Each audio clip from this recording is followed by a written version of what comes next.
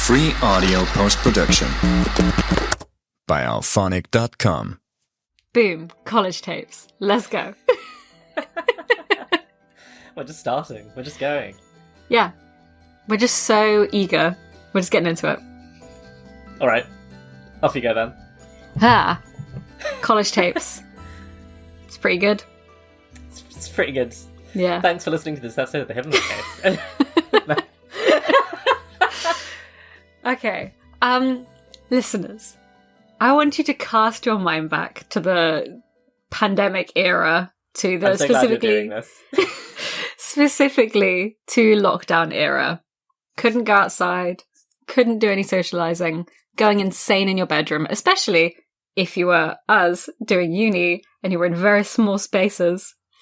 And then your favourite teenage show comes back with an entire season about your favourite characters. And it's the most insane thing they've ever done because it's released chronologically based on when it would actually be occurring in universe, and you only get 15 minutes warning for an episode drop.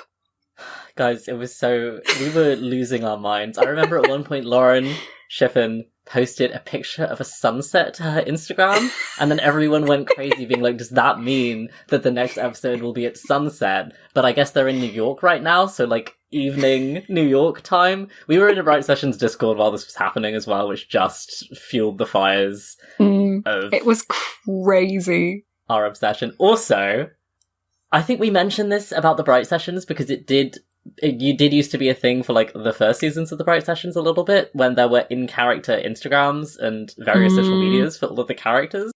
And Lauren brought those back for this series and updated them in real time as stuff was happening to the characters. And it just made you... What else was there to do but obsessively stalk Adam and Caleb's Instagram pages like they were real people? Honestly, it was such an insane autumn. Just like, what, like a month, 2 weeks, however long it was. And you didn't get any warning. I feel like it was quite long, but it didn't feel like it was very long because the first couple of episodes were quite spaced out, and then the last 5 or something were all like within hours of each other. I was awake during that. It was like 6 a.m. our time, and then everybody in the Discord going crazy, going, oh my god, there's another one. It was like the meme that's like, oh my god, it's happening.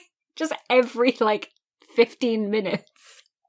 And then it's 5 a.m. and you're like, what's going on? I'm going completely insane. It was such a time. It was beautiful. It was such a time. Yeah. Do you remember as well when Adam and Caleb got trapped in the library and then there was like static or something on their stories, like synced up? Like we didn't even know they were together at this point because the episode came out like a little bit after their interaction, I think, like canonically happened.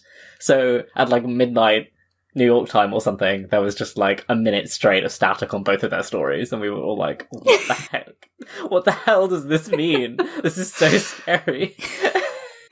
And then the episode when Adam is like doing his radio show, and they actually managed to get a deal with Yale Radio where it actually played, and we were all like, oh, when's it going to start? When's it going to start? And then we had the first note of Welcome to the Black Parade, and we went, yep, that's Adam. And I feel so sorry for all of the Yale students who had no idea what was going on, who just get 10 minutes, because they got the first 10 minutes of the episode. Yeah, of this fucking gay man just being like, I miss my boyfriend. Anyway, those were like, who is this? Like, what is... Who's having this real life breakdown? Maybe they played a little thing afterwards being like, that was a segment of the college show. I don't know. Who knows? That would make sense. As soon as it was done, I was like, right, over to the episode. Let's go. Yeah. I think I wasn't live for that one. I think I was doing something because it was Halloween. I don't remember what I would have been doing because I couldn't leave. So I don't know. But maybe I was like on a call or something with somebody. You might have been asleep. Might have been asleep, time zones. Also, I was actually still kind of working at this time period because I was still a bookseller at the time for the listeners, and we were like doing like door pickups and deliveries and things. So I was actually in sometimes, even though we weren't interacting with the public. So crazy time. But I did also listen to podcasts in the shop a lot because there weren't customers in the shop. So you know, if I had been alone, I would have been listening. But time zones make this kind of hard. But also, as Shippen herself has said, wild move to do this like chronological thing and also the Instagrams and bring them back for a plot with time travel as like a central element. Girl, what are you doing? Why did were you you do this to yourself? doing? Respectfully and Yeah. gratefully, because it was so fun. It was such a good time. Yeah. Revitalized me a lot. Yes. I was thinking, and I didn't do this ahead of the episode like a smart person, that I should look through the Discord to see if I can find any messages that we sent. Because I haven't left it, have I? No. I can see your introduction post. So few podcasts that you listed. And now, us talking about the Enneagrams of the characters, it's all pretty much on brand. Mm-hmm. Caitlin would not survive a horror movie, you said, on the 31st of December, 2020. And you were correct. She was just doing the most. She really just went by herself, and she was, I love Caitlin. I'm just going to use this as a jumping off point to get straight into it, because I know we need to. I do love Caitlin. I feel like she is kind of a little bit, I don't know, she's inconsistent, which I get, because you've just found out that your whole life has been a lie, and that there's people with superpowers, and your friends have been lying to you. Simultaneously, she was kind of rubbing me the wrong way here a little bit, because I was a bit like, you have found this group of people who, like, objectively are quite oppressed and marginalized and victimized by certain people, and your immediate reaction is to kind of be like, this is weird, they're not like us, and she, like, doubles down on that with Adam, and it's like, Adam is already being delusional about this, you don't need to make him worse. So... I'm not blaming her, because I'm like, she's entitled to her reaction. However, I feel like this was a re-listen thing for me. On the first time, it didn't really bother me as much. Maybe because I was so caught up in it. But this time, I was a bit like, Caitlin, girl, bestie, you're going to be a lawyer. None of this. She's very like, this isn't our problem to start with. And I'm like, but Caleb is like one of your friends, so it kind of is your problem. She's like, we've got midterms. I'm busy. Yeah. I did enjoy having her, like, because we've heard so much about her from, like, the last few things, and then finally getting to meet her, and then her being friends with Adam was, like, I did really love that. Their dynamic is so cute. I love, like, that scene. I love that we get Adam's episode before we get Caleb's episode in this. I think that's really smart, and it's nice to see Adam, like, in his own context. And developing that relationship between Caitlin and Adam is done so well. Like, you immediately, like, see why they get along so well. Yes. They're so right for each other. Platonic OTP with those two. Yes. Extremely cute. They're perfect. I love them. Both the boys' introductory episodes are so good as well. As is the reveal that they're broken up, because we didn't know this. I remember going wild about that. I was like, what? What do you mean? They're the OTP. What? You can't break them up. Exactly. And we didn't even get to see it. Like, we did afterwards, but we didn't know, obviously, when the show started, that we would get to see the breakup. We were just like, this has just happened now. What's gone on? I love it. Like, listening to them, I listened to the entire show in a single night, because I like to re-listen to it. Because I was just like, oh my gosh, these voices, my childhood. They're so... Yeah, they have such a special place in my heart. And the actors are all just, like, so good at what they do. Yeah. And I want to give a shout out to Briggan's episodes that he wrote as well. You can tell that, like, they gave him episodes which had, like, a lot of, like, requirement for understanding Caleb really deeply, which just speaks to, like, how well he knows that character. And also, he's just a really good writer. He wrote another show, which I will hold my tongue about until the end, because I want to recommend it off the back of this. But that's also really good. I think there's been some more as well that he's been involved with as a writer, but... Applause. So much talent. So much. Between both writing and portraying Caleb so well here, which is difficult, I think, because you're playing a character that you know really well, but it's been a while since we've seen him, so he's had all this development, and also he's going through it. He's going through it. He's swearing up a storm. He is. And he's having so many awkward moments with his ex. Also, I need to say... At the beginning of this releasing, I think, I was with my dad. This might have been... I don't know why I'm just always with my dad when Bright Session stuff is releasing. But I will promise you that there is nothing more awkward than that scene in the bloody laundry room where Caleb is shirtless, and then Adam's like, I thought I knew all your scar on the, like, car radio with your father. I was like... Are they gonna fuck? They're gonna fuck live on this podcast? Ooh. We're allowed to swear on the Patreon. I'm making full use of it. Are they gonna Beautiful. fuck? And am I gonna be sitting here with my dad? I didn't know what to do. I was like, well... Awkward. Somehow that's worse than watching a scene. Just hearing it. It was just too much. It was just, you know... I was like, please. Oh my god. They're so messed up, those two. Communication. Hoomst. Yeah. I was a bit like, Caleb... I think maybe it's because we had listened to the Bright Sessions more recently, and obviously there's been time in his life versus in our lives since listening to the Bright Sessions. But I was like, my man, just talk to somebody. You literally, like, had, like, a good therapist in your teens. Like, everyone around you is, like, communicate. I know it's easier said than done, but it was, like, he's so got wild. the Damien trauma, Soren. He does have the Damien trauma. I think that's specifically why he doesn't communicate, because he knows that every single other person in his life has been traumatized by Damien. And he's like, exactly. Oh no, they'll make me... They'll think I'm like him. I am like him. Oh no, I'm a terrible person. Caleb, my beloved. I love a good fucked up power escalation. It's just so much. I love some development of powers, especially... Like, I feel like this is very logical, and it makes sense as, like, a powerful empath for this to be something that Caleb can do. It's good. Empathy being fucked up, always fun. I have so many feelings, a lot of this which was what was giving me a knee-jerk as well from Caitlin, because he was like, well, I didn't do it on purpose, and she was like, well, you put all these... And I'm like, girl, I get that it's scary, but he is literally sitting there, like, blinking up at you with his innocent puppy dog eyes, at least in my imagination, being like, I'm so sorry, I didn't do it on purpose, and you know him, so you know that he wouldn't do it on purpose, so it's like, I get it. Take some time, but it was just like, some of that felt a little bit drawn out to the point where I was like, is this just making tension? But again, very tense situation. You're going to latch onto things just because you're stressed, because there's been kidnappings, etc. You know? So I'll let it go. But I was like, Caitlin. Jesus Christ. Yeah. But I guess, like, from her point of view, like, even if it wasn't on purpose, like, imagine that happening to you. Yeah. But I feel like if someone was like, oh my god, I'm so sorry, I legitimately did not do that on purpose, I'm working on it, I would be like, okay. I might be like, I don't want to hang out with you until you fixed it, but I wouldn't be like, yelling at them. I mean, but he didn't explain at first, he kind of just legged it. That's true. He did kind of just like it. And also when she's initially talking to him about it, he's like, oh, here's an emergency text from Mark. And it's like, I get that it is a real emergency, but why was he even looking at his phone? Mark, just ring like a normal person as well. Mark. What is this? Are you a Gen Z? You can call people. Talk about Mark. Oh my god, don't even start. We're not...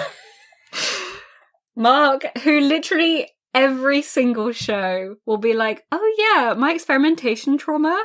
You can experiment on me, it's fine. I mean, it's not fine. Honestly...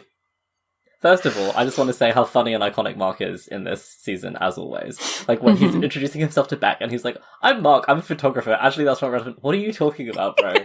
And then also, like, at the end, when they're all having this big argument because Oliver's been kidnapped, and then Sadie is jokingly like, was this before you and Adam got back together to Caleb? And then Mark's like, oh, you guys are back together? And it's like, Mark, not right now. Your boyfriend has been kidnapped, come on. Exactly. But I love him.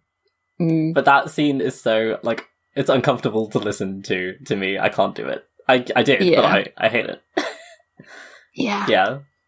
And I do, okay, while the college tapes was airing, I was dead suspicious of Oliver, as many people were. Because we were caught up in the fandom of this time. I was still suspicious of him off the back of stuff from the AM archives, because there he is. He's apparently trapped in here, even though he can basically melt a wall if he has enough time. Like, I appreciate that there's security and stuff, but I was still like, how is this guy still here?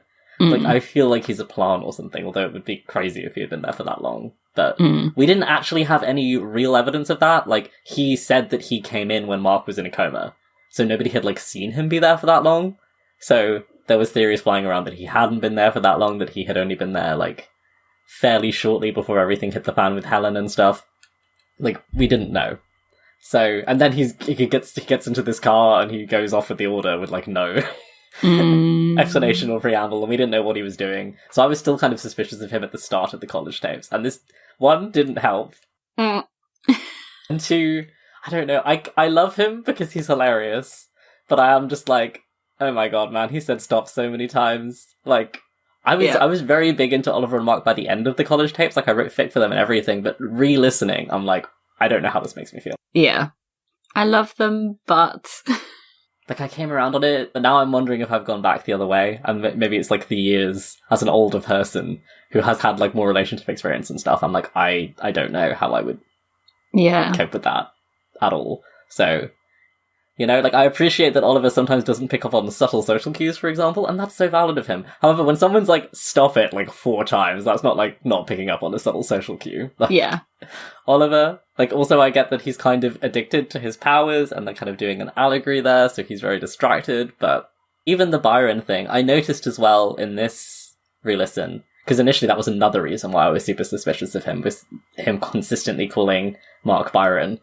And then there was some discussion, I think, about, like, whether maybe Mark had asked him to do that as, like, a form of exposure therapy. But then Caleb at some point says, does Mark like that you call him that? And Oliver's like, I don't know, I haven't asked. Which is a bit like, oh. Okay. And, like, obviously Mark's an adult and he can say something if he doesn't want someone to call him something. But at the same time, he kind of does them in the AM archives, and then Oliver just keeps doing it, and then we're just at this point in this relationship. So I feel like it's difficult because it's like, I know Mark's not real. I'm just going to put that out there before people are like, what the fuck is Soren talking about? Like, you don't want to coddle this grown man. He can choose what he wants in a relationship, but also he has a history of not saying things when they're bothering him. So it's kind of hard. So this was an interesting re-listen for me from that point of view, because I did like them by the end of the college tapes on my first listen. Now I'm like, I don't know anymore. I don't know how I feel. Yeah. How do you feel? No, I agree. I think on a re-listen, I like them less, but I also at the same time like them more because I like the potential to explore that, I think. Yes, yeah, I think that is interesting. Because they don't ever, like, confirm or deny anything about their relationship, basically. Yeah, and, like, technically no. I mean, it feels like very... I mean, it's very obvious, but I feel like that could be an interesting thing to explore in fic, at least. Yeah. It's less that I like them as they are, and more like, ooh, I would love to put these people under a microscope together. Yeah, I think that is what I like about them as well. Like, obviously, I don't want every relationship in fiction to be perfect and not fraught with tension, because tension is interesting. Yes. However, I do also want Mark and Oliver to be happy, and I'm like, would this ever work? It seems difficult to imagine, but also possible. If Oliver went to therapy and Mark went to therapy... Has to go to therapy, quite frankly. The only fic I ever wrote for them, I made reference to the fact that Oliver was now in therapy. I was like, this is important to me. Please go to therapy. Yeah, it's so funny. Like, the way the two of us... I mean, I don't know if we're going to keep this in, but the way the two of us wrote fic for this show is very funny.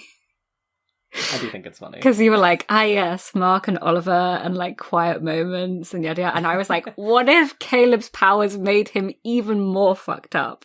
I like that, though. What if he killed a man? What if he killed several men? You know, Adam does make explicit reference to Dark Timeline Caleb here, so it's spoken into existence. Yeah.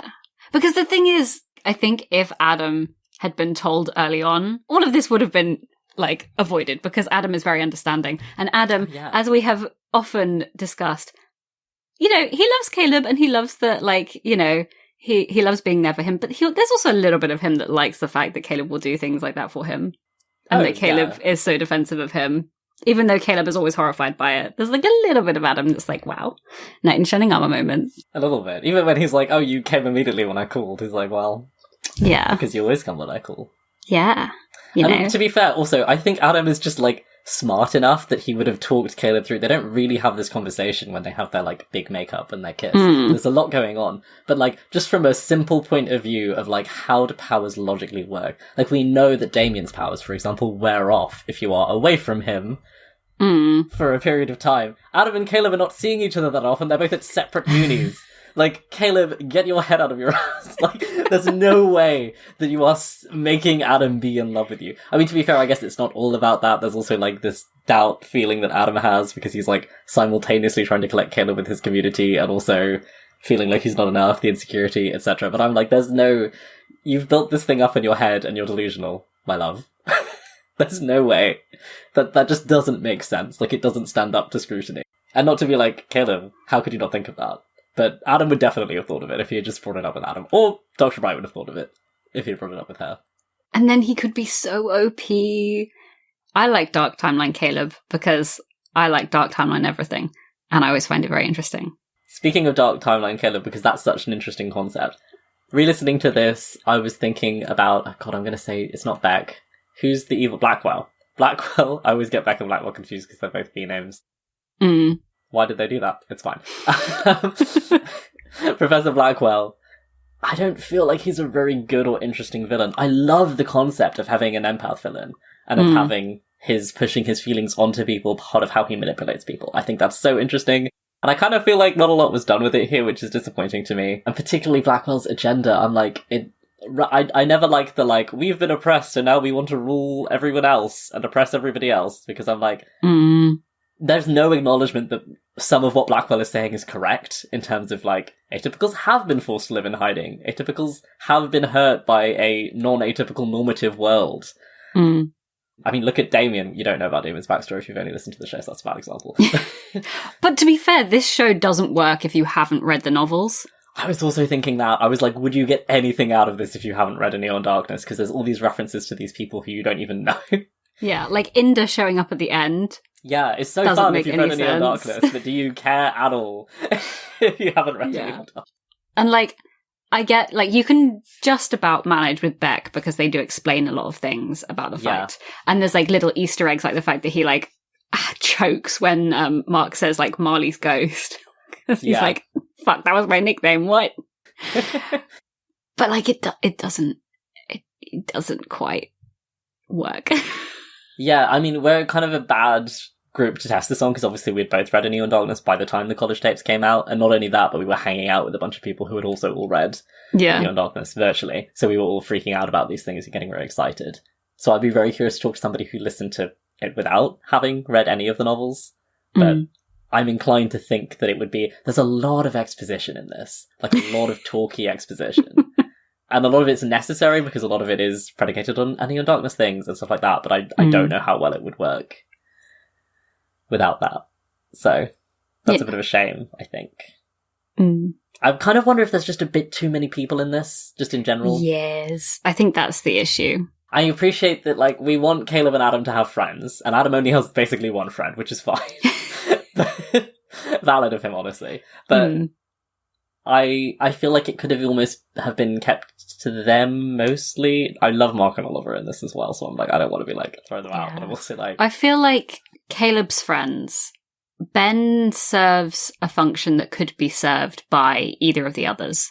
And I also think it would have been smarter to have one of them be the one that goes missing, not to, like, erase Ben. Sorry, Ben. But I think it would have been smarter to have somebody that Caleb knew better go missing, because it would have added some urgency and some doubt. I mean, obviously, they kind of needed certain... But, like, you could rework things. Like, a lot of it is Caleb not knowing where Ben lives and stuff like that. Which, by the way, why does that RA just tell Caleb where Ben lives? Insane thing to do. You don't know this guy. You don't know why he's asking where Ben lives. Don't do that. What are you doing? Obviously it worked out here, but oh my god. Yeah. Privacy. I'm sure that's not allowed. Anyway. And also, I feel like we get Ben... I know that it adds to the mystery that we get Ben back, but after we have Ben back, there's this weird period where there's basically no urgency for anything. Like, you don't know what's going on. Like, you know that something shady and probably bad is going on, but it doesn't feel like there's any, like, stakes at that time, because... nothing's happening, and then Oliver gets kidnapped so we can have stakes at the very end. But pacing-wise, I don't know if that was the move. It feels like a very odd thing to do. Because also, why did they kidnap Ben when Ben has powers, and then they kidnap Caitlin, who doesn't have powers? And yeah, because they need a sacrifice. surely it would make more sense to take one that doesn't have powers. Was it not something to do with the fact that they were like, oh, Ben... I know, but then Ben was like, yeah, they were going to sacrifice me. That's a good point. I'm a little bit unclear on what was going on there in general. Yeah, why sacrifice? What? Who? I'm confused. Also, very confused by the fact that Professor Beck is like, oh, he's trying to make new atypicals, and everyone goes, oh, that's not possible, is it? And he goes, no, probably not. And nobody goes, actually, it is possible. You guys know Frank. Like, objectively, it is in fact possible. Adam's parents did it. Like, he's right there. You literally meet up with Adam's parents at one point and have discussions. Frank is mentioned in this narrative as someone that Caleb still hangs out with Chloe. Like, what is going on? Like, I guess maybe, like, they mean that, like, because they have said that Frank kind of functions a bit differently to a typical atypical, so maybe they're not counting him as atypical, which feels a bit weird in and of itself. Is. But he is. Exactly. So I was like, what is this? And also, I don't know. I feel... Okay, now I'm just getting into my complaints. I do love this show. I had a lot of fun with it. But you know when you're obsessed with something, the true mark of it is that you, like, take it apart with, like... Yes. An Exacto knife. So I know you know, but I'm just saying this to people listening. We're like, wow, Soren hates the college tapes. I don't. I love many things about the college tapes. Like the sound design, like the music. Holy shit. So much. Yes. But... what is going on with the powers in the college tapes in general? And also... in this mini-series, Order and Chaos, that precedes it, which we have not done a series on, but we were just sort of rolling it up into here. So, you know, because it's basically foreshadowing for this. Because it really does lean into magic here, like they joke about, and I feel like it kind of undermines the premise of the entire show. Mm. That sounds harsh in many ways, but I just think... I feel like it's messing up its own metaphors to some degree, right? Like, this thing about being atypical is that, like, it's a natural thing, it's part of you, it can be heritable or it can not be heritable, but it's just what it is. And anybody could be atypical. But having it be this thing of, like, some people are and some people aren't seems strange for how it functions as a metaphor. Like, I think it functions as a metaphor much more closely to, like, queerness or disability than, like, race, for example, because, like, obviously it's, like, an oppressed... trait, but you could have it while your parents don't have it, or it can, like, happen to you at any age, it seems like. So, this, like, big divide that they are pushing, and then also sort of underlining with this, like, weird atypical cult who want to, like, oppress all of the normal people. It just feels a little bit, not suspect. I just don't think it works very well. Maybe you'll be able to phrase what I'm trying to say better, Morgan, because you know my brain better than I know my brain. But particularly even Adam being like, I feel left out of being atypical and I feel like I connect with this community. I was almost thinking of it like, I feel like it is probably pushed a bit more as a queer metaphor than as a disabled metaphor, even within the text. So I was like, that feels to me like when someone is like an overly enthusiastic ally and then they end up discovering that they are in fact part of this community and have always been. So it feels a bit weird that so much of this narrative is about, like, accepting that you are excluded from this community in some ways. Do you know what I mean? Even, like, having Sadie be like, I'm not atypical, and I'm a heterosexual, and I can still be friends with, like, weird people. I'm a bit like, what is this adding? Like, what is this supposed to mean? And also, isn't she? Because I feel like sensing atypicals is an atypical ability. What is the meaningful distinction? Anyway, that's my rant. Yeah. It feels like an attempt at Charles Xavier versus Magneto, but not quite as efficient. Yeah, I never love a villain who is making points, but has gone so hard, like, right turn into, like, some crazy fascist plot that we don't even discuss what they're talking about because we can't, because they're just like, let's enslave everybody, and you're like, well, obviously that's not the answer, bro. But, like... Yeah. If you took out the cult and the, like, world domination bit and just made it about, like, the oppression that like atypicals have faced, you know, like, I feel like that was done pretty well in the AM archives, where it was all about the consequences of what the AM has done. Yeah. And also, I mean, wouldn't it be really interesting if this was, maybe he has found a way to, like, create new atypicals? That's an interesting discussion. Should we create atypicals on purpose? Well, no, because people will use that. Like, they have, in fact, in Order and Chaos, I'm pretty sure there's reference to that. People making atypicals for... So again, you can do it. And also, obviously, that's happened with Frank, with the military in the past. But then an argument of, like, you know, what's the fucking line from Syndrome in The Incredibles? If everybody's special, no one will be. Like, if everybody has powers, then doesn't that create, like, a strange form of equity to some degree? And surely it would prevent discrimination but then there would presumably be new forms of discrimination, like certain powers would allow you to have certain jobs, or people would be prejudiced against people with certain powers, like Damien's power, or like any kind of mind manipulation or mind reading powers, presumably. That would result in distrust. I think my original theory was that everybody would be able to be atypical because of Mark being my key in this. I was like, Mark can have every ability, so it's not a fundamental biological difference. Any human is capable of being atypical, which Mark, and having any atypical ability, which Mark demonstrates. So I was like, this is surely true, and then that would be a really interesting thing to deal with. Yeah. Like a shifting society. Yeah. I think because Blackwell feels like he has two different ideologies smashed together. One of them is, I want to make humans into atypicals, and one of them is, I want to oppress humans. And which kind of almost make no sense together. If you just kept one and just been like, yeah, he just wants to make everyone atypical, that could be interesting. Like, whereas, like, trying to have both motivations doesn't quite vibe. I feel like if the focus had been on Adam a bit more for this show, it would have been really interesting. If Adam had, like, been kidnapped and given powers, or if Adam had discovered he had powers, and, like, using him as that vehicle for, you know, the metaphor of, like, queerness and, like, suddenly discovering you're part of this community. Yeah. I feel like that could have been really interesting. Yeah, or if you want to take it down the disability route more, if he's had some powers imposed on him that maybe he doesn't like, and he's like, okay, now I'm seeing, like, my boyfriend's point of view in a new way, where, like, it's always been this thing that I've been a bit jealous of because it seemed cool, and he has all these people that he's super connected to on, like, a really deep level, but now I have to deal with this new thing, and it's actually really hard, and maybe he has a power that, like, causes friction with Caleb's power in some way, whether that's, like, even if it's something like Damien's power, where Caleb's power doesn't work on Damien, really, so obviously them feeling each other's feelings and stuff has been, like, a big part of their relationship, and, like, something that's anchored Adam. If Caleb suddenly couldn't feel Adam anymore, that would suck for both of them. Yeah. I feel like basically there was a lot of pressure to follow the AM archives with something as action-oriented and as tense. And I feel like it suffers from that. I think it just needed to calm down a bit. I love the AM archives. I love the thriller vibe. I love the, like, really short timeline. Like, so much is happening. It's super intense and scary, but I don't think that this wanted to be that, because there's really good, like, slice of life college moments and good coming of age moments, and it is so refreshing to have characters be in university.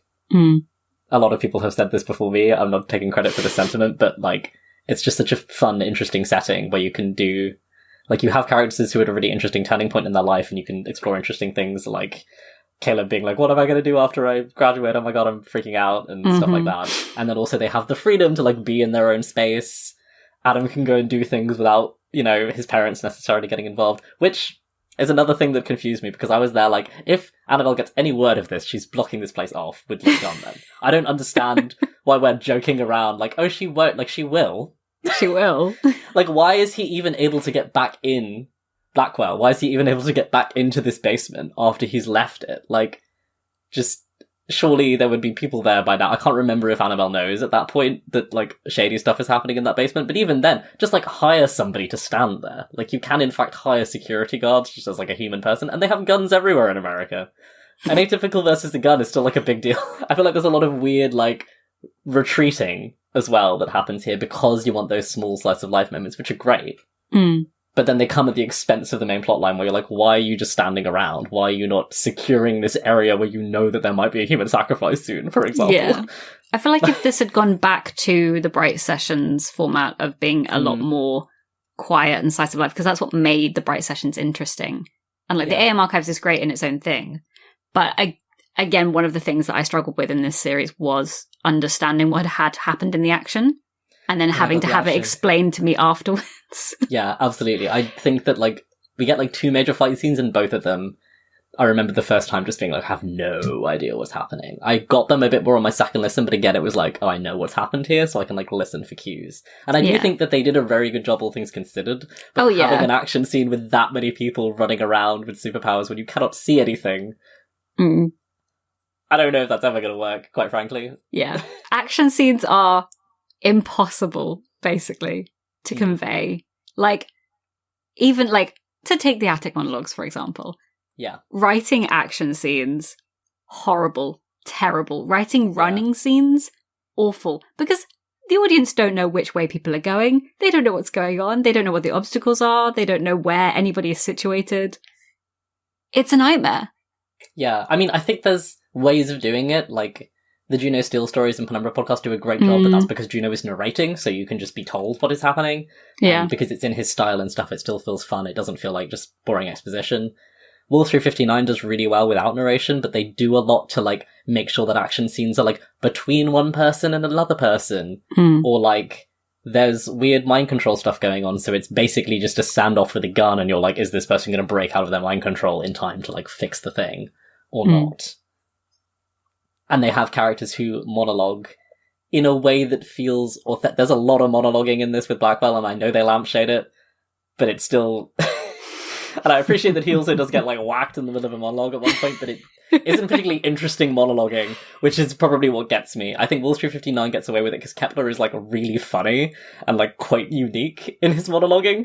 And even that, it, like, has a function. It's very much, like, designed to intimidate, and it's very effective. Whereas Blackwell is just, like, an annoying villain monologue, and you're like, oh my god, shut up. You're not making any sense, you're contradicting yourself. But I think that really undermines how scary he feels as the threat. Like, he's just not alarming to me at all. I'm not concerned, really. Even though he's been kidnapping people, I'm like, that's just this really weird old man who's not really making any sense.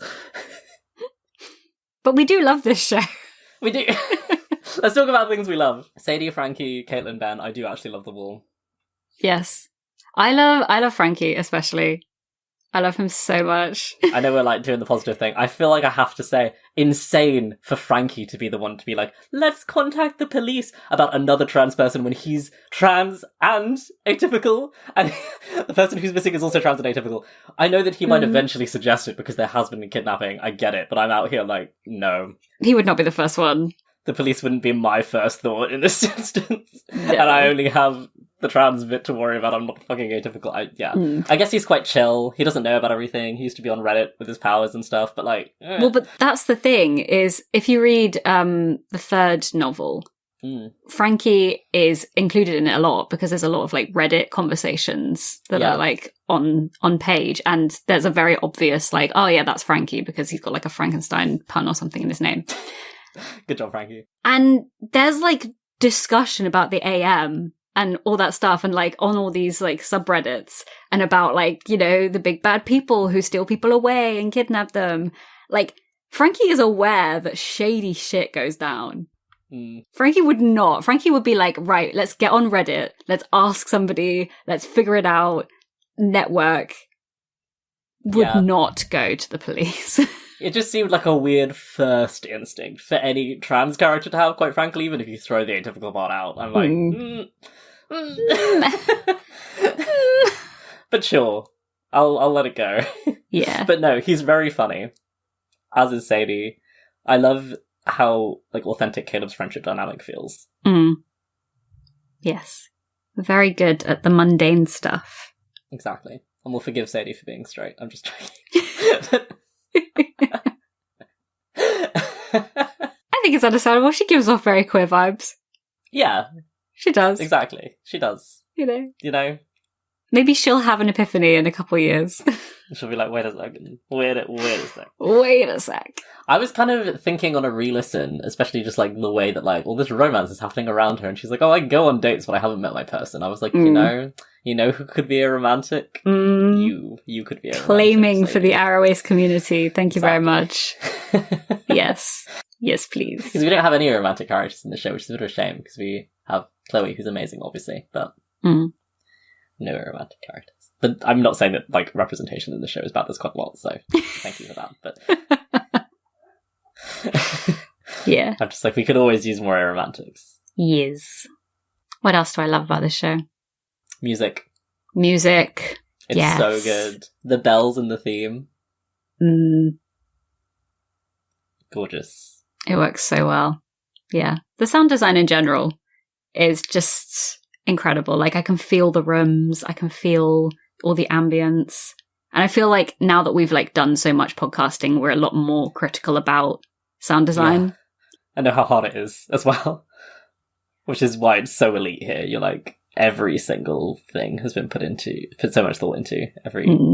Yeah, and considering the amount of action, like they do pull it off a lot of the time. Like the book and stuff like that is very like impressively designed.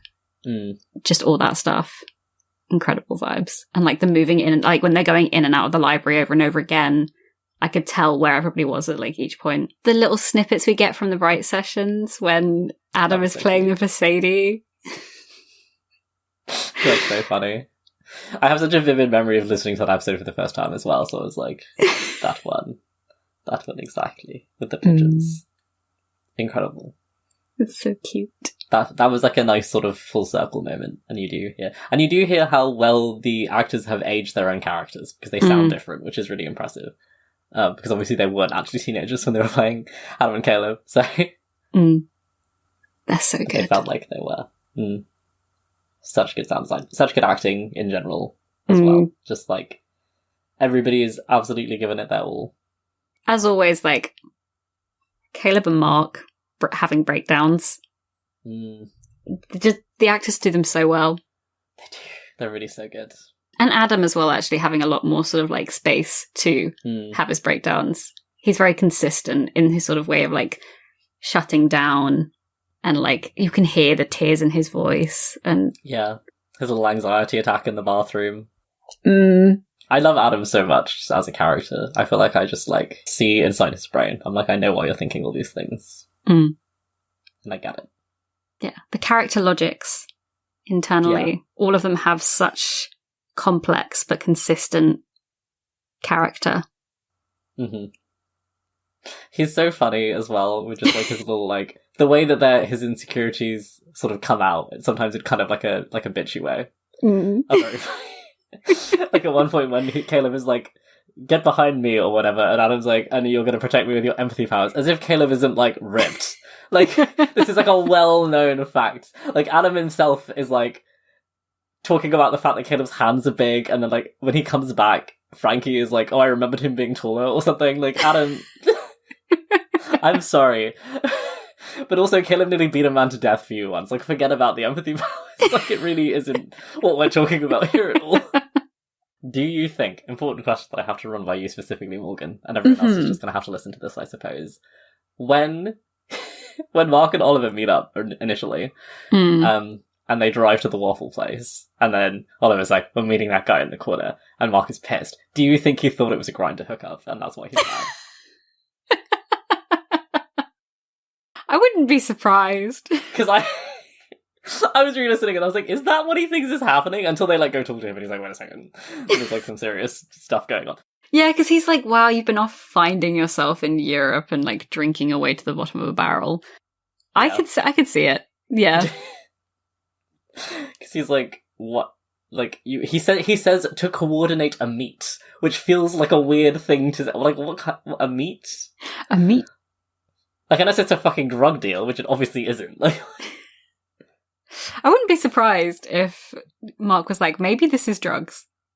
Maybe it's drugs. It's either drugs or sex. Anyway, I just wanted to see if I was being delusional about that, but I'm glad you think that it's also a possibility, because I was like, weird way of saying it, Mark. And you know, Mark might know. So I don't think Mark would be hooking up with strangers after everything that's happened to him, but at some point, you know, when he was in college, I'm sure he was doing some things. Oh yeah. Yeah. 100%. I need to talk about the fact that Joan is still mourning Agent Green. Yes. Oh my god, when she just casually busts out the number of specific days it's been. Bright green. I love them so much. They're so messed up. And like, I don't ship them romantically, but I ship them post-romantically. Yeah. I am obsessed with everything about them. I was kind of sad we didn't get a Jackson mention in this show, to be honest. I was like, I just want to hear his name. I just want to know, does he still work here? What's going on? But we do get a Mags cameo. Beautiful. Sam and Mags confirmation. Good for them. And they're hanging out with everyone, which is nice. Yes. You know? Yeah. We get an Alice moment. That's fun. We get an Alice moment, which is so exciting to finally have. Yeah. Her talking to Adam is so funny. It's literally so funny. She's just like, bro, he's obsessed with you. Anyway. I do remember being really sad that we didn't get more Dr. Bright in this season initially, because it was like built up to be the last season, and I was like, this is the last time we see her, but I think I've made my peace with it now. I think it's like she's functioning correctly for this story, if that makes sense. So unfortunately, if they'd put more of her in just for like fan service, that wouldn't have worked. So but I just wanted more of her and Mark together. Exactly, they don't even talk to each other in this. They just aren't talking to each other, and you know that they had an argument about this later. I love her. She's so calming to hear. And she's so fucked up. Yes. I need a whole novel from her point of view. Set like 10 years later or something. I would also be down for like early AM days with Green and Wadsworth. I think that would be so fun. Yes, the weird, awkward, almost love triangle tension vibes going on. The I fact want confirmation that they had like one threesome when they were really drunk. 100%. And two of them are keeping her brother down in the basement. Oh my god, not while it's happening, I hope. Oh dear.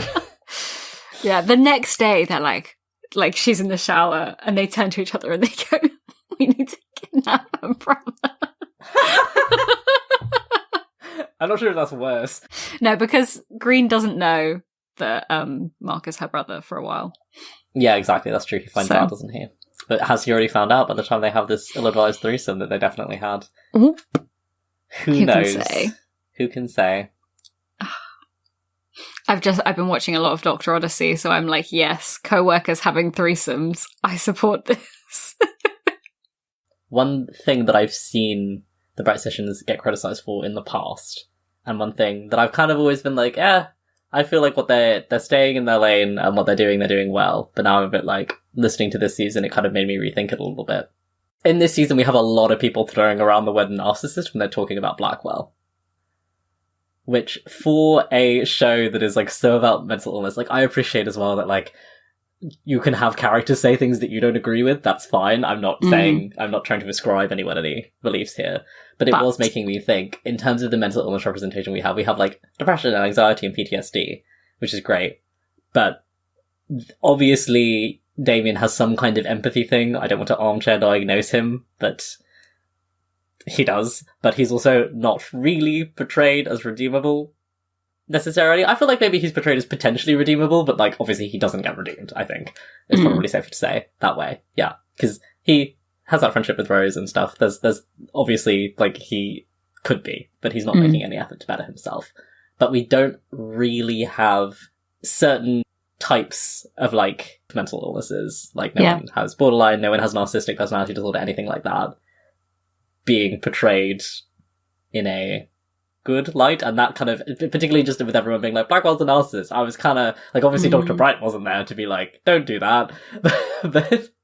but I was like, this is kind of rubbing me the wrong way slightly. But I don't know how I feel about it, because I'm not surprised that people would be calling him that based on the situation. So I don't know how I feel.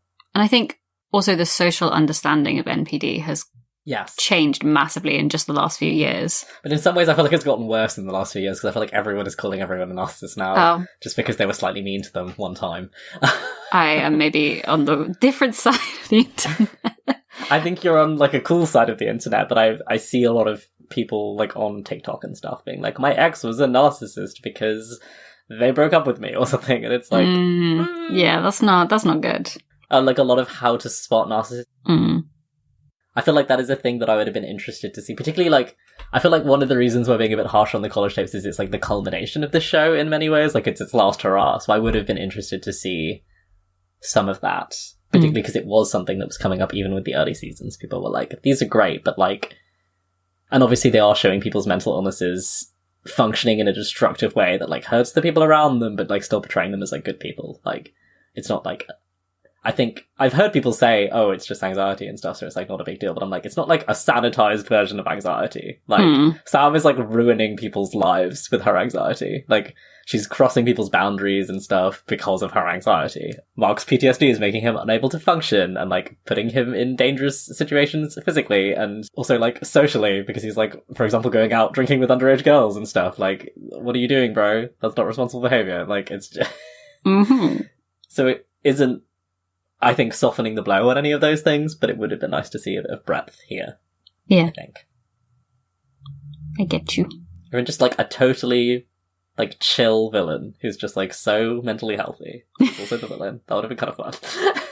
Like, Wadsworth thinks she is. She has PTSD. I love Wadsworth. I love Wadsworth. I missed It's her a shame in we this. get no Wadsworth in this, yeah. Exactly. Yeah. I don't really know what she could have done. She would have nuked everything the moment she showed up. She'd be That's like, the thing. right, go home, lock this down, guns everywhere. Yeah, this has nothing to do with any of you, quite frankly. Especially if it's anywhere near Adam. So, yeah. I feel like it could have been interesting as well to see, like, Caleb and Wadsworth interacting. My fanfiction brain just can't turn off for this show is the issue. No, same. I was thinking about fanfiction while I was listening to this, and I haven't felt the urge to write fanfiction for ages, so I was like, what is in this show? What's, like, the dust? I think it's just that the character dynamics is so interesting, and then there's a lot of room around it. Yes. But I was like, what if I wrote some? And then I was like, you have other things to write, bro, you can't. What if But I maybe I will. updated my fix? What if you did, Morgan, please? Because your writing session was just so good. And I want to read the rest of them. At least I've only done one shots. No one's waiting for anything from me. I'm sorry. Literally every fandom I've ever visited is like, wow, there goes one out of question mark. That's what it's going to say on my grave. It's just going to say one out of question mark. That implies that you're going to be reincarnated like an infinite number of times, at least to me. Ooh, I like that. That's kind of cool. I'm never This is finished. just the first one. Yeah. Yeah, when I'm reincarnated, my next incarnation, they'll finish it. They'll finish all those things. Nah, after you die, it will be 2 out of question mark on your second grave. And then you'll just write like one more chapter each lifetime. One more.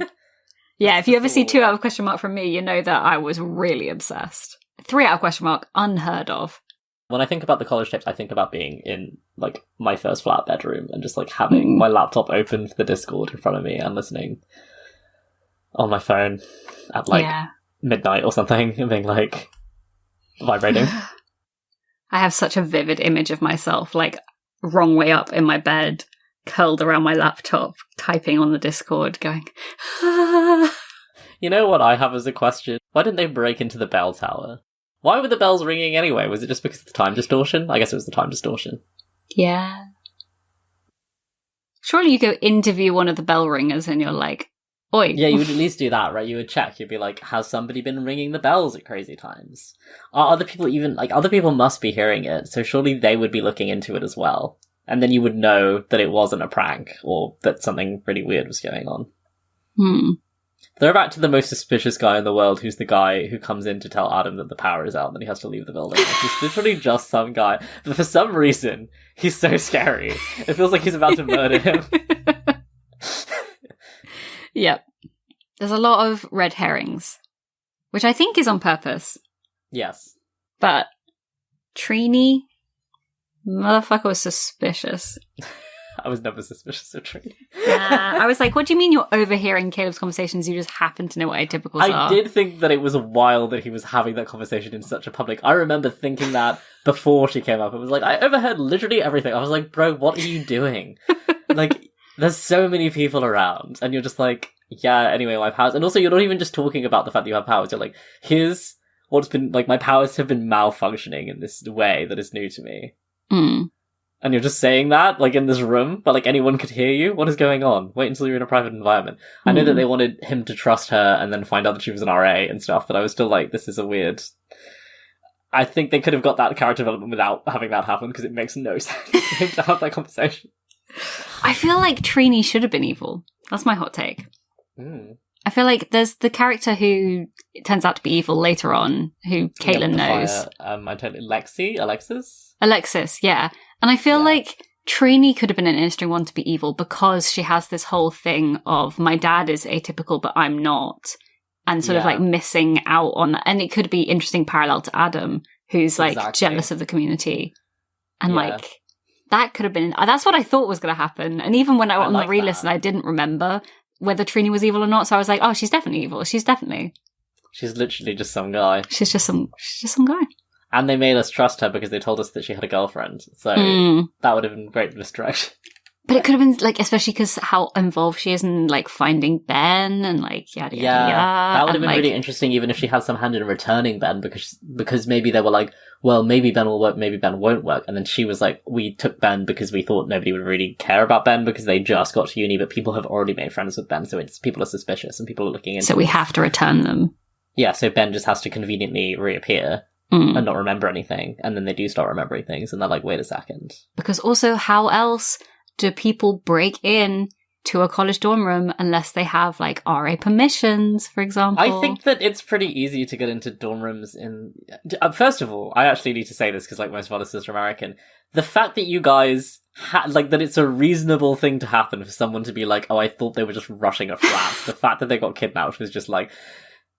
is so, I mean, like, I know it's also portrayed as not being that reasonable and that the roommate should still have done something, but the fact that it's still, like, at all feasible is crazy. We don't do this, just so you know. I'm pretty sure. I think, like, maybe, like, Oxbridge do some weird stuff, but, like, the majority of unis here are not doing any of that because we don't have sororities. Sororities and fraternities are so odd to me.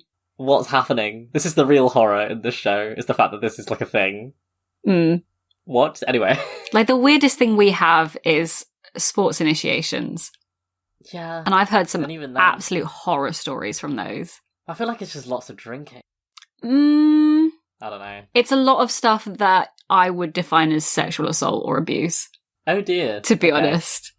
There you go. Well, I mean, I know about the pig's head thing, but then everybody does, so, you know. But that's I'm not entirely sure I know. The Prime Minister. Oh, yeah, no, I know that one. Yeah. Yeah, no, there's specific stories from my uni where I'm like, wow, that is... Damn. I do not need to cheerlead that badly.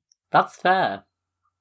I'm good. What, the cheerleaders are doing it as well? Not to be, like, completely sexist, but I kind of assume that the men would be worse about this kind of thing. Oh, like, the men are we almost had all of sports suspended on campus for, like, a whole term during the pandemic because it was awful for, like, rugby and stuff like that. But the cheerleaders, I feel like I've heard more because I'm actually much more likely to talk to a woman than a man. Fair. I won't take it personally. I'm also more likely to talk to a woman than a man, so I won't. Yeah, so I heard some horror stories about cheerleading. Damn. There you go. Well, I'll rescind my judgment partially then, I guess I just don't. But not any kidnapping shit. Yeah. That's crazy. Yeah. I just feel like there's a lot of interesting things that kind of get touched on here, and then it just sort of gets a bit lost, which is a shame. I do still have fun with it. Yeah. But how are you going to have a whole plot about humans getting powers and then not have Adam wrestle with the fact that he kind of wants to be part of this community? He never even has that thought. Yeah. That, like, oh, I could be atypical as well, and then I would, like, understand you better, and blah, blah, blah, and then I think there could also be something very valuable in, I know I was talking about it as, like, a metaphor for acquired disability, but you could also look at it the other way around, and have Caleb be like, I appreciate you for what you are, and it doesn't matter that you, like, can't do these things that I can do. Like, you bring value to my life in a myriad of other ways. It's fine. And particularly, you know what, if you wanted one of them to be, like, on the bad side for a bit, like, if Adam found this out, like, he's so primed to, like, get involved because like his parents were already in atypical research and he's really smart and he understands. I know he's like an English major, but he'll still figure it out. It's fine. Yeah, he could have been like doing medicine as a minor as well. I don't know how America works. I don't know if you can do it as a minor, but like biology or something. Like he would get so involved and he'd like present it to Caleb and be like, look, I can finally understand you, and Caleb would be like, what the hell is this? Yeah, you're this is what they did to Frank. You saw this is an abomination. What are you doing? You could do something like that. There's so many with fanfiction brain. We're fanfiction braining. If a show is too perfect, it has no fandom. A show needs to be like good and also have insane potential to get like a good fandom. Yeah, it needs to be like messy in a way that is intriguing. Yes. So, Morgan, for lovers of the college tapes, what would we recommend? Oh, I mean, all the other Atypical Artist shows, especially In Strange Woods. Yes, In Strange Woods is so good. Was listening to that today in the shower. That should have a fandom. Where's the fandom? It should. It devastates me that it does not. I just want to be able to sing In the Dark with him at karaoke night. Come on. You can. Make your own rules. Play it off your phone. Read the novels if you haven't already, because you would have been confused if you hadn't. And also, they're really good. They are also very good. Yeah. And Neon Darkness is kind of amazing. So it's freaky. Yes. Like, it freaks me out when I read it. And it's stressful being in Damien's head for that long, because he's the main point of view character. But Lauren Shipman does such a good job of, like, making you sympathise with him, whilst also being like, no, ugh. Skin crawling. Well, I was going to recommend, as I alluded to earlier, Look Up, which is a show that Briggan Snow wrote, and it is about two boys who both have parents who have gone on the Mars mission, and then they're, like, coming back in a few days.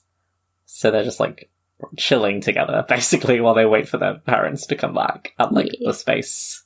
It's not a space station, what's it called? The Space Center, I suppose? On the ground. The ground bit, while they wait for them to come back. And slowly falling in love. And it's very good and just, like, it's like a sweet show. It's, like, one season. It's a good time. If you like Brigham Snow as Caleb, then I think you would just like this show. Like, it seems to come from his heart. So it's very sort of soft, young gaze. It's like a young adult novel, basically. Yeah, like a romance novel. It's giving very, like, Adam Silvera, that kind of vibe. Yeah. Yeah. You will need to turn your sound down when they start making out, but other than that... I was getting embarrassed with Adam and Caleb kissing in this as well. I was in the bath and I was like, oh. No. Ooh. This is too much intimacy, actually. I'd rather have my clothes on when I'm listening to you guys. Yeah. Making out. What was the other thing? There was another podcast I was going to recommend. The Path Down, which is an audio drama about kids with superpowers going to uni. Ooh. But superpowers are like a known thing, so it's like a bit different, but it's very like coming of age, mental health, adjusting to uni life, and just like casual powers in the way that the Bright Sessions has them, where it's like, they're not superheroes, they're just like part of their life and function with their daily struggles, etc. It's only like a few hours or something. It's like a limited series, one season, whole thing. Ooh. And they've put the whole thing in one audio recording, so it's a nice one to just binge. You can literally just listen through to it. Damn. Crazy. I'm going to recommend, if you like university setting with superpowers, but you want it to be way more fucked up, Gen V, which is a spin-off of The Boys. And I think it does the powered versus non-powered struggle very interestingly. Because The Boys is very much sort of from the point of view of humans who have been hurt by superpowered people, whereas Gen V sort of flips it on its head and is powered people who have been hurt by non-powered people and deals with that struggle, and you get more of that point of view and also sort of their daily existence. You know, so like the main character is this girl who has the ability to bloodbend, and this is not a spoiler because it happens in the first 5 minutes. The first day she got her period, she accidentally murdered both her parents. Oh my god. Using her period. Oh no. You've got a bi-gender superhero who's the love interest. They're amazing. And they have they have two different actors to play them, whether they're like in their male form or female form, and they have different powers based on which form they're in, which is really fun. And it does really interesting things with superpowers and with that sort of setting and with it being normalized. Yeah. And then lots of critique on like social media culture and stuff like that, which I always find very interesting. When you said university setting before you said powers, I thought you were going to say Ninth House. I mean, Ninth House is very good, but that's... You know, it's extremely dark, but it's even more fucked up. In terms of the cults and the... Yes, they literally have Skull and Bones, they have all that stuff. Yeah. At Yale. It's at Yale.